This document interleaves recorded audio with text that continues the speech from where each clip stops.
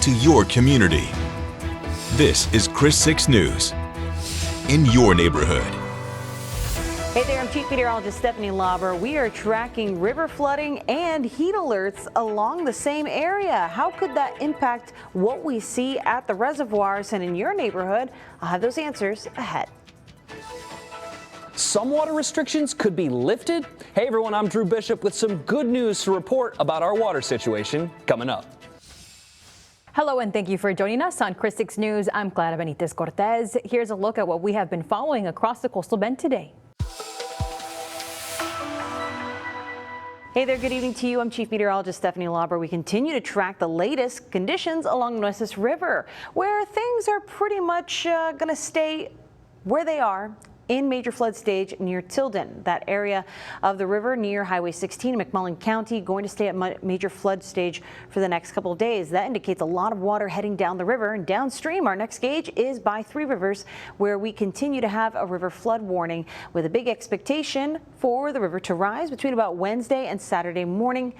Current forecast has the river cresting at about 40 feet near Three Rivers. So if you live near the river, you need to stay on top of this forecast. I do expect things to adjust as we go through the days, because what we're seeing at the gauges is just a snapshot, but there's still a lot of water coming down the river. For example, my estimate at Choke Canyon, well, we've seen about half of what was initially looking to be headed to the reservoir. Still a huge boost. We've added about 11% to our combined capacity as a result, but this stretch of the Nueces River is known to be very lossy. A lot of water loss expected, so it's too early to know. We'll have to keep an eye on it, but you should stay prepared. As Drew said from Chris 6, we're back. Oh yeah, we're back with some good news. Stage 3 water restrictions could be lifted next week. Level 1 water emergency has been pushed until 2028, and the city is working on a temporary stop to the water releases from our reservoirs. We expect to get into stage 2 beginning soon, maybe this weekend, early next week. On December 16th, 2024, we entered stage 3 water restrictions. That meant residents were not allowed to water their lawns. But the city manager has announced we could go back to stage 2 water restrictions for the first time in over 18 months. In stage 2, what we can do is water once every other week. All our community wants to do is water their lawns, right? And so this will certainly let us get to that. Zanoni can declare the move to stage 2 once our reservoirs are over 30% of combined capacity.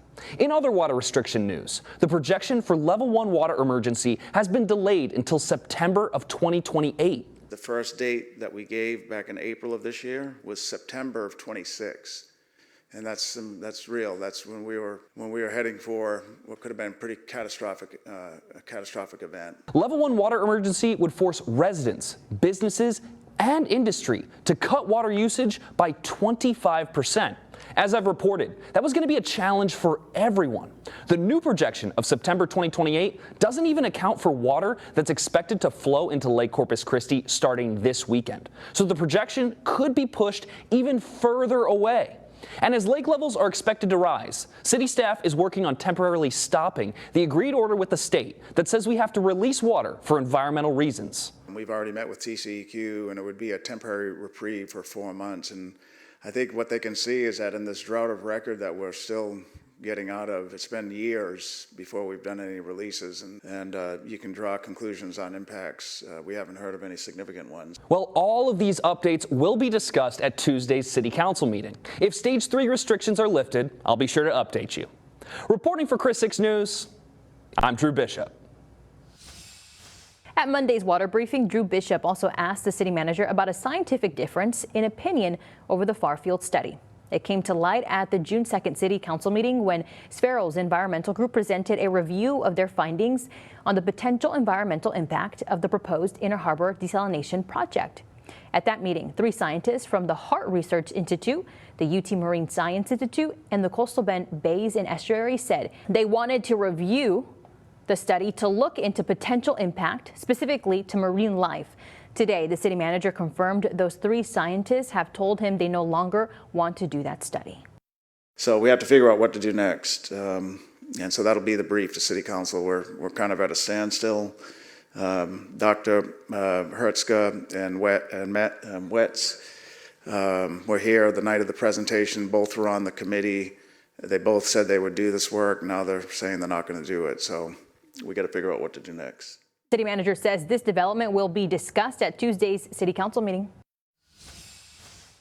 I'm your neighborhood news reporter, Jacob Daniels, and a deadly crash in Claybrook County has left a family mourning the loss of their teenage son. A boat collision on the Laguna Madre in Claybrook County early Saturday morning claimed the life of a local teen. Texas game wardens say it happened around 6:15 in the morning at the Bird Island Basin boat ramp at the Padre Island National Seashore. Investigators say a john boat with 3 people on board collided with a center console boat. The family has since posted about the loss on social media, identifying the victim as 16-year-old Aiden Evers, who was ejected from the john boat during the crash. He did not survive. Friends of the family have also set up GoFundMe pages to help the family with the funeral and other costs. The Game Warden Boat Accident Reconstruction Team is now investigating the incident and trying to determine what may have caused this tragic loss. For now, this is an ongoing investigation, and game wardens say there are no new details for now.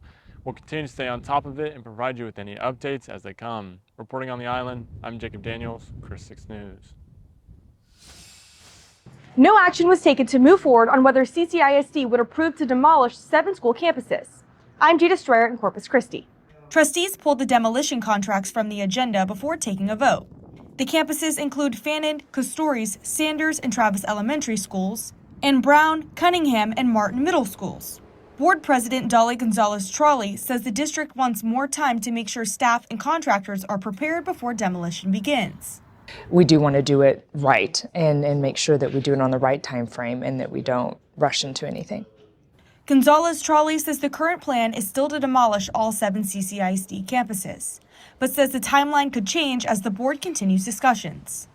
We will continue to keep you updated on this story on air and online. Reporting for Chris 6 News, I'm Jada Strayer. Newly released documents are providing a clearer picture of a deadly shooting that happened on Christie Street overnight. The document identifies the suspect as Alberto Valdez and details what officers found when they arrived. According to the probable cause affidavit, officers were responding to a 911 call when the caller reported he had, quote, lost it and killed a woman identified only as Elizabeth. When officers entered the home, they found Elizabeth dead in a back hallway. Investigators say they recovered a firearm inside the home before securing the scene and calling in homicide detectives. Neighbors say they heard the entire situation take place. I heard everything. I heard shots go out, and all of a sudden the cops just showed up with the guns drawn in front of my house, and they had him surrounded. And he went in peacefully, you know what I mean? But I heard he's the one that called the cops on himself and turned himself in. The probable cause affidavit also says investigators spoke with that same neighbor who told officers he had seen Alberto Valdez earlier that day. He told me he knew Valdez as a quiet, laid-back neighbor. He also said he believed Valdez and Elizabeth may have been in a relationship, but investigators have not publicly confirmed their relationship. Corpus Christi police continue to investigate the shooting and have not released any additional details about what led up to it. Reporting in Corpus Christi, I'm Reagan Garvin, Chris 6 News. Here's a look at the top headlines across our area. The president of the Shallard Parent-Teacher Association in Alice is under arrest. Erica Reeves is charged with theft of a property and forgery of a financial instrument. Police allege she forged the prior president's name on checks, taking just under $30,000. Reeves was in charge of fundraising and the organization's accounts. Police are urging anyone who had financial dealings with Reeves to contact the Alice Police Department. A Valley man is facing human smuggling charges after his arrest Friday night in Duval County. Deputies arrested Jesus Gabriel Garza following a high-speed chase. It began when he refused to pull over on Highway 359. State troopers used spike strips to stop his vehicle in San Diego. Garza and 6 undocumented migrants ran from the car. All 7 were arrested. The matriarch of a beloved Corpus Christi restaurant has died at the age of 103. Maxine Snapka passed away peacefully Sunday morning. She and her late husband, Method, opened the first Snapka's Drive-In in 1948. Her family says she stayed active at the business until the last few months of her life. Her legacy will also live on at Del Mar College. On her 100th birthday, her family created a culinary scholarship in her name. Funeral services will be held Saturday at 11 a.m. at First United Methodist Church on Shoreline Boulevard. She'll be laid to rest at the Seaside Memorial Park. An alert neighbor called 911 after she saw flames coming from a home across the street. This happened just before 11 this morning on the 200 block of Santa Barbara Street. It turned out to be a barbecue pit that was on fire. You can see the smoke from the fire on the right hand of your screen. Fire crews were able to get the fire out before it could spread to the house. The people who lived there weren't home when the fire happened. This incident is still under investigation. Church Unlimited Westside Missions is hosting its annual backpack giveaway this Wednesday. They're handing out 1,000 backpacks filled with school supplies. Families can also get free hygiene products, haircuts, and food pantry services. Doors open at 8:45 in the morning. The giveaway runs from 10 until 1 in the afternoon. It is happening at their campus on Mueller Street in Corpus Christi. I'm Jordan Benavidez here at Javelina Stadium, where a local high school athlete is on his way to the Junior Olympics. More on the story coming up. Chris 6, a part of the Scripps News Group. I'm your neighborhood news reporter, Jordan Benavidez, and I'm here at Javelina Stadium in Kingsville, where a local student athlete is hurtling his way to the Junior Olympics. Tien Duong is a junior at H.M. King High School who recently competed in a regional qualifier for 400-meter hurdles. He went into the race ranked at number 7, with spots in the Junior Olympics only for the top 6. And after placing 3rd, he's on his way to Des Moines, Iowa next week to compete on the national stage. I'm really glad that I have this opportunity to run and represent our town, the Kingsville community, with pride. The district recognized Tien in a ceremony on July 21st to congratulate him on his achievement, but he says he's not done yet. After the race, I feel like I still got some more in me that I just gotta find it. I want to find it in Junior Olympic this upcoming week. And with the city of Kingsville rallying behind him, Tien says he's grateful for the support, especially from his family. I mean, I'm really grateful for them. My parents, my coaches, and God, and my grandpa, of course. Without them, I'm not gonna be here where I'm standing at right now. And my dad, like, he always woke up 6 in the morning. I know it's hard to wake up 6 in the morning. He looks to bring his best to represent his community. I'm just excited about competing against the best. The Junior Olympics take place on August 3rd in Iowa. Reporting from Kingsville, I'm Jordan Benavidez, Chris 6 News. Here's a look at what's happening across the Lone Star State. 11 people are now facing charges for the deaths of 7 migrants in Laredo. The migrants died from heat stroke after being trapped inside a train shipping container. The group boarded the train in Del Rio to go to San Antonio. Smugglers abandoned them inside the unventilated container. Workers later found 6 bodies inside the container in Laredo. Another person was found dead near the tracks in San Antonio. The suspects now face up to life in prison. Attorney General Ken Paxton is investigating several popular women brands for toxic chemicals. His office is looking into makers of lip products and tampons. Paxton says some lip balms may contain harmful ingredients and microplastics. He also is investigating reports of dangerous heavy metals in tampons. The state is demanding information from brands like Tampax and Kotex. Investigators want to know if these companies misled consumers about product safety. Governor Greg Abbott is extending the application period for the new federal workforce Pell extension. It gives Texas colleges more time to submit eligible short-term training programs. The Workforce Pell Grant provides federal financial aid for certificate programs in high-demand careers like healthcare, construction, and technology. More info is available on the Texas Higher Education Coordinating Board website. Hey there, I'm Chief Meteorologist Stephanie Lauber. Taking a look at our almanac for today. It was a hot day across the coastal bend. No argument about that. 97 for the high temperature. And I do think it's going to be a hot week, but we're probably going to be slightly lower than that as we head on into Tuesday. But we have heat alerts on deck for Tuesday. So let's talk about what's happening. We had a hot temperature that was very different from what we woke up to this morning. 73, the morning low temperature. That spread indicates a little bit of drier air, but southeast flow is increasing the humidity as we head on into Tuesday, and that's where we will start to see the feels like temperature edge out ahead and become the main factor we're paying attention to. What's causing all this? Well, looking at the big weather picture, can you see what's happening over Texas?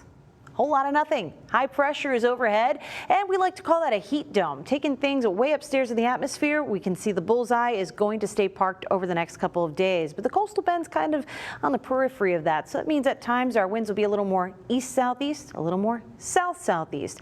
And as they increase tomorrow, it's going to be more of an onshore flow that keeps things very humid. So a heat advisory is on deck for all the counties you see here in orange to go from noon until 7 p.m. That means we're going to feel as hot as 110 to 114 for 2 hours or longer. You need to stay cool out there.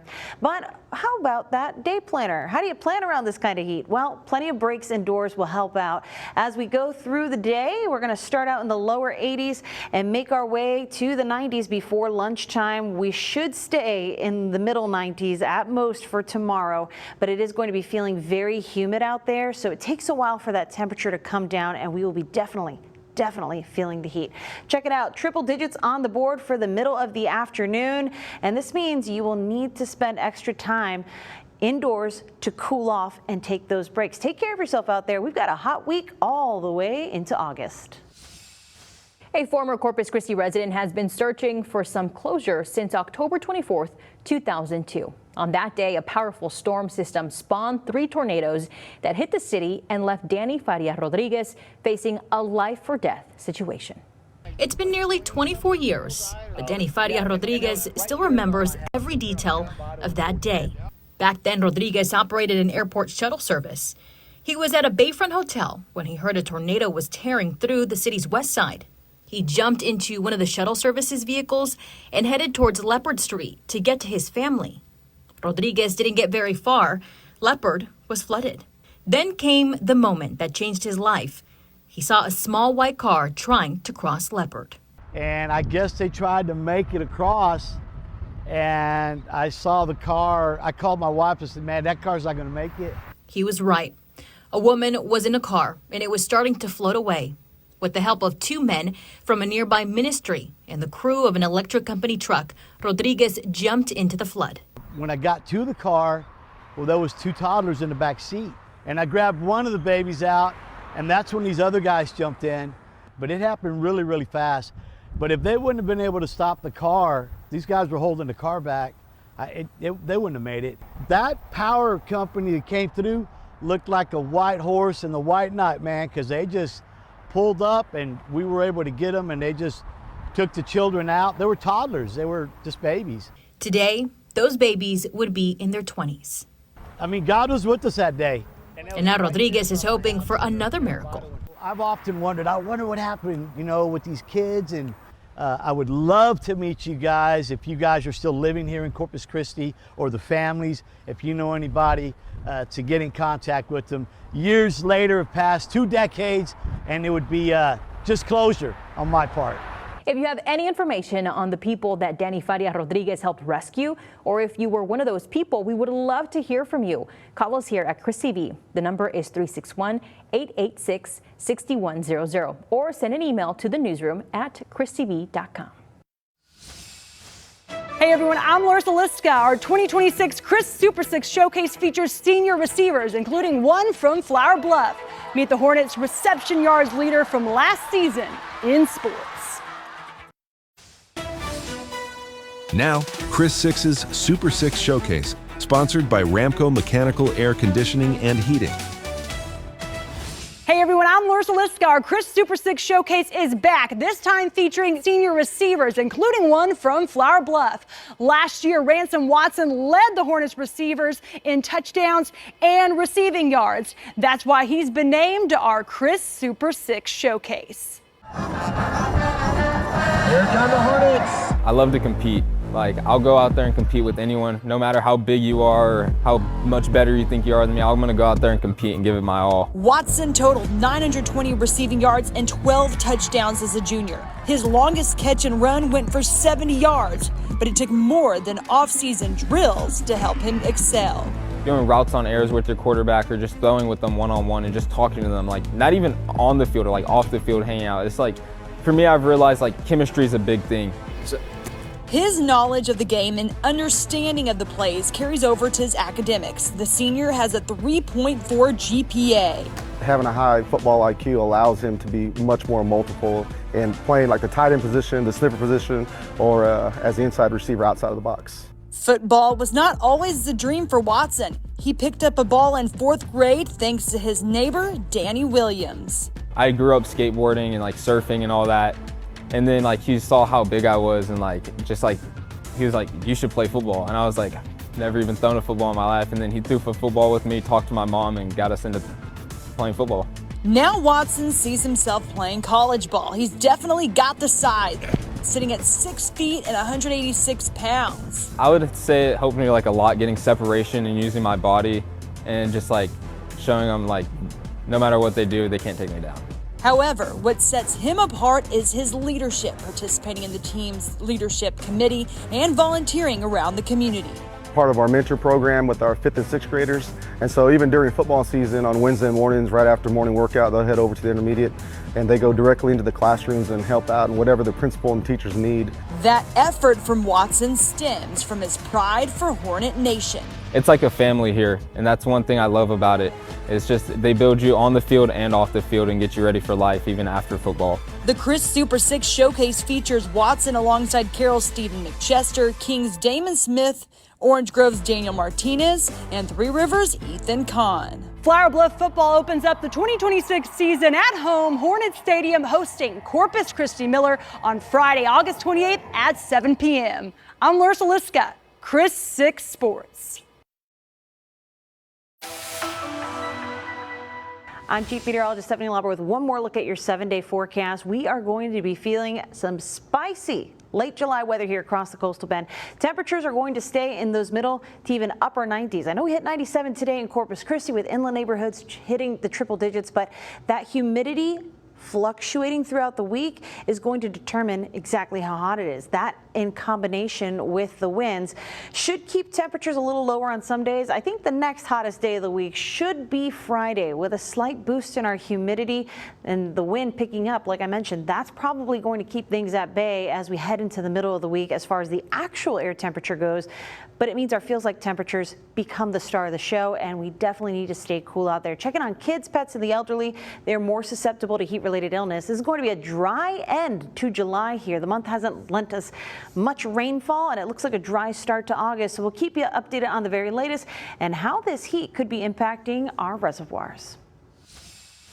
And that's all the time we have for now. Thank you so much for watching Chris 6 News. Have a great one.